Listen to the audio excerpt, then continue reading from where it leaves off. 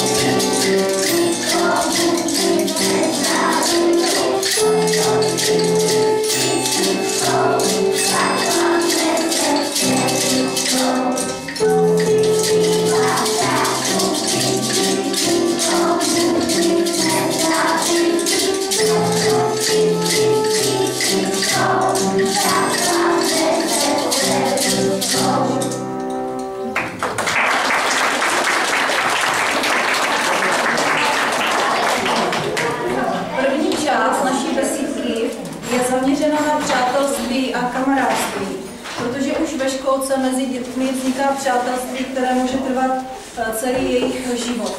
My neustále dětem vštěpujeme, že mají být k sobě ohleduplní, laskaví, a to nejenom k sobě a ke svým kamarádům, ale i ke svým nejbližším, a tím jsou maminka a tatínek.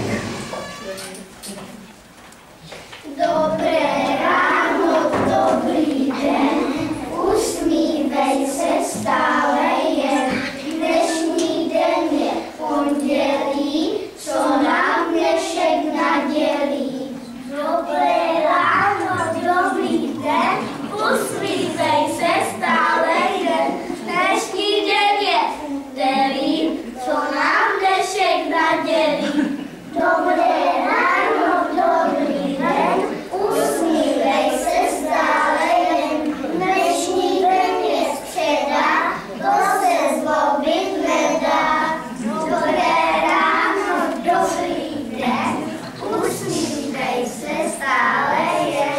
Dnešní den je čtvrtek a zítra je pátek. Dobré ráno, dobrý den, usmívej se stále jen.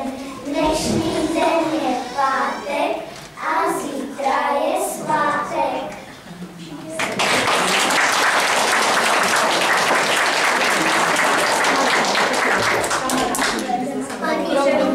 Ani zapleskat.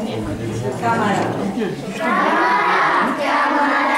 to je ten, koho nám dá, pomůže mi poradí, odvážně pomaví. Všichni jsme tu kamarádi a proto se máme rádi.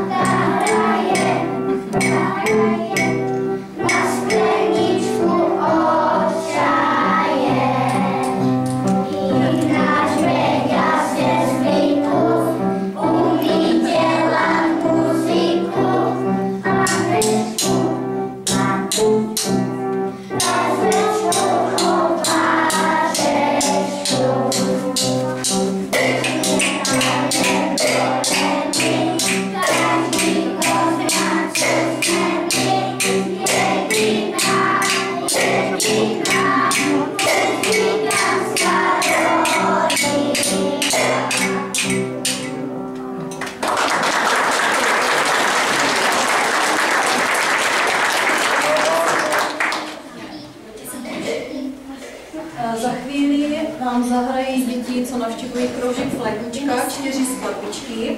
Poté bude besídka pokračovat se zaměřením na povolání.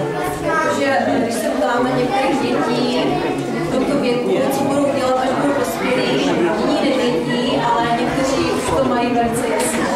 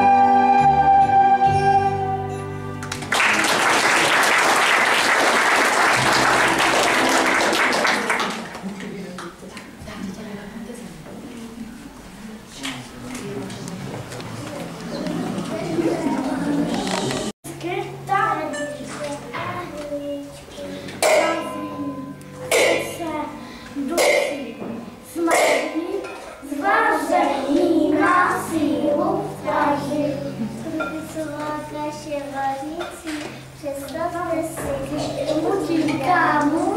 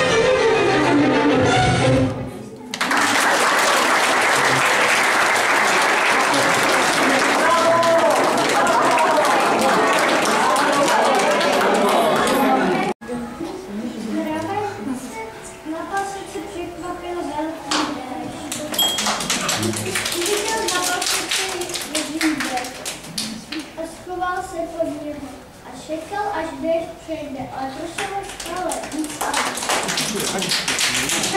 Na paseku přiletěl motýl. Můžu se s vámi schovat počívat? Pojď, ale mlčení. Motýl se schoval pod líbek a čekal, až déšť přejde, ale pršelo stále víc a víc. Na paseku přiletěla muška. Můžu se s vámi schovat pod zívek, ale je tu málo místa. Myška se schovala pod zívek a čekal, až déšť přejde, a pršelo stále víc a víc. Na paseku skákal ptáček. Beři, mám promášené křídla, mě bolí, budu se s vámi schovat pod zívek. Ale je tu málo místa. Ptáček se schoval pod zívek a čekali, až déšť přejde, a pršel stále víc a víc. Na paseku přiskákala žabka. Jsem celá pomráčená, můžu se s vámi schovat pod zívek, ale je málo místa. Žabka se schovala pod zívek a čekali, až déšť přejde, a pršel stále víc a víc. Na paseku přiskákala zajíc. Pomoc, pomoc, oni mě vyškali, musím se s vámi schovat pod zívek, ale je málo místa. Zajíc se schoval a takovou přiběhla liška a ptá se. Neviděli jste tu náhodou zajíčka? Ne, neviděli. Neschoval se tu náhodou? Ne, neschoval. Běž pryč, nemáme tu pro tebe místo. Liška chvilku čemýšlela, potom mávla osasem a běžela pryč. Potom se mravenec zamyslela. Jak se to tak maní zvířek, vezko 6 zvířátek, a vy to víte?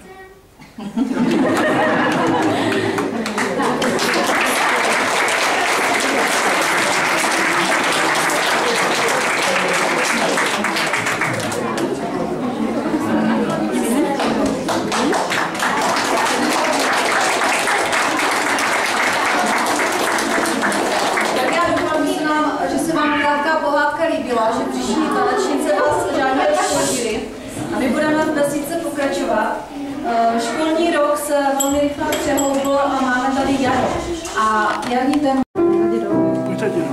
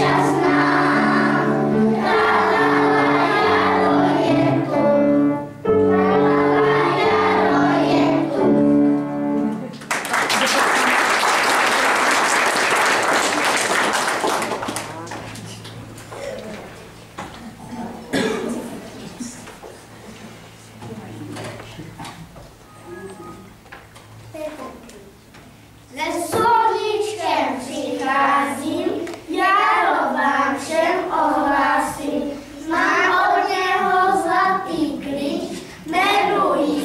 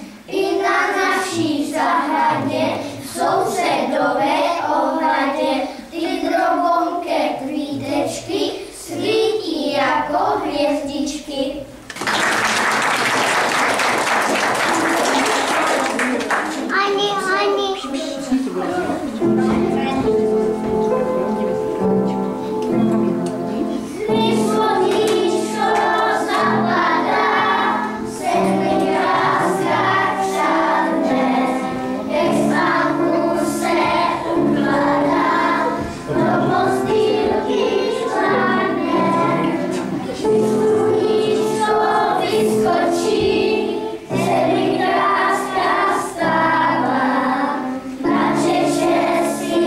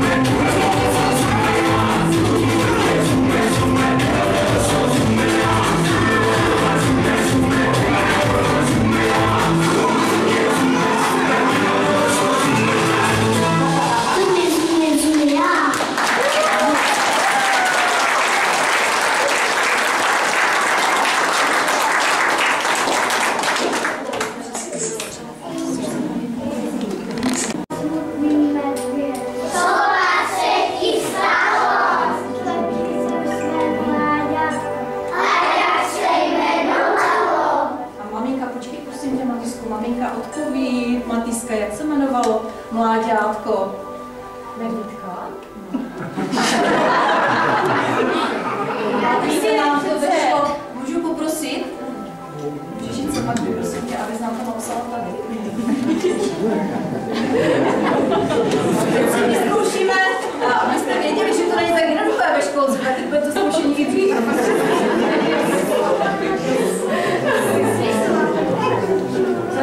Do prvního zatím musí vejít mláďátko medvídek. To má taky, no.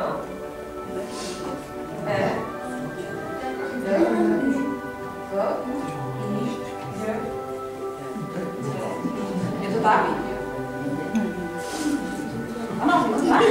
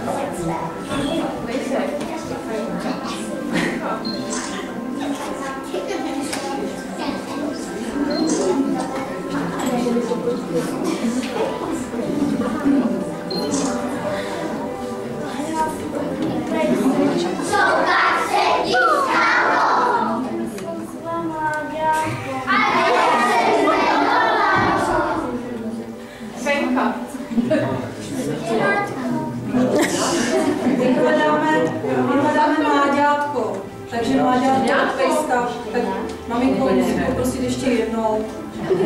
3 dětí, tak kolikrát.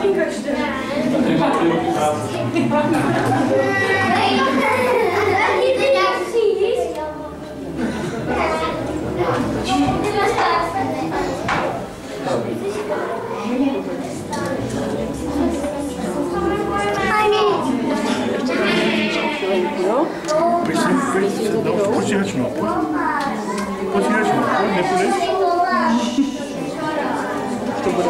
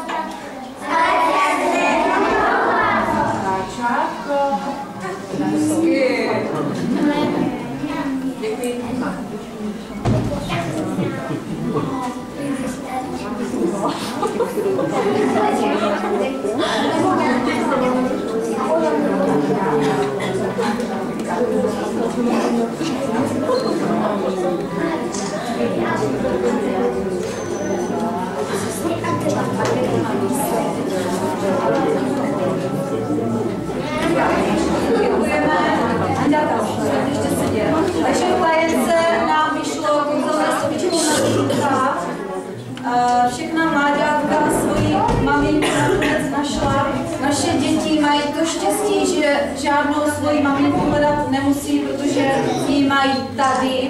Maminku, která je vždycky utěší, pomůže jim, pohladí je, obejme, kterou mají rádi své děti a ona vlastně má ráda je a zůstane při nich po celý svůj život. Dopadně má nejvíc a to je můj kamarád. Doma vždycky pochopení, když se jedná o zlobení. Kdo se zlobí chvilinku, vypadá to na moji